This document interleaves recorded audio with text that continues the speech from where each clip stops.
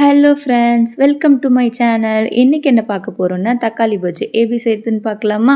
அதுக்கு முன்னாடி என்னோட சேனலை சப்ஸ்கிரைப் பண்ணிவிட்டு பக்கத்தில் இருக்க பெல் ஐக்கானை கிளிக் பண்ணுங்கள். வாங்க வீடியோக்குள்ளே போகலாம்.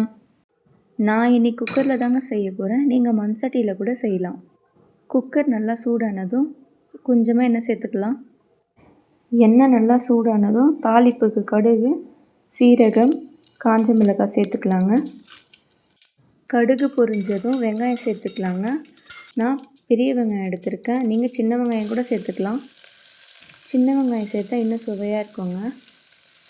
இப்போ அது கூட கொஞ்சமாக கருவேப்பிலை சேர்த்து கொஞ்சம் நல்லா வதக்கலாங்க. வெங்காயம் நல்லா கலர் மாறுற அளவுக்கு வதங்கணும். அது கூடவே ஒரு 20 பல்லு பூண்டை நல்லா தட்டி சேர்த்துக்கலாங்க. பூண்டு நல்லா பச்சை வாசனை போகிற அளவுக்கு வதங்கணுங்க. நான் நாட்டு தக்காளி 8 எடுத்திருக்கேங்க.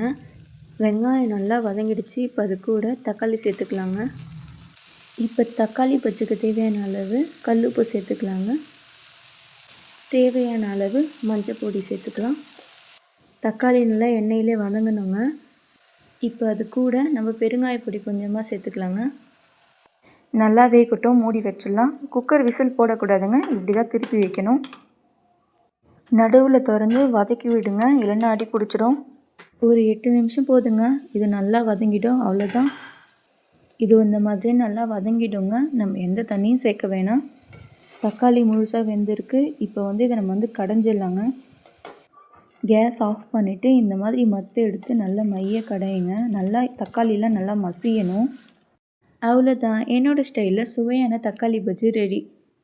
மறக்காமல் என்னோடய சேனலை சப்ஸ்கிரைப் பண்ணிவிட்டு பக்கத்தில் இருக்க பெல் ஐக்கானை கிளிக் பண்ணுங்கள். தேங்க்ஸ் ஃபார் வாட்சிங்.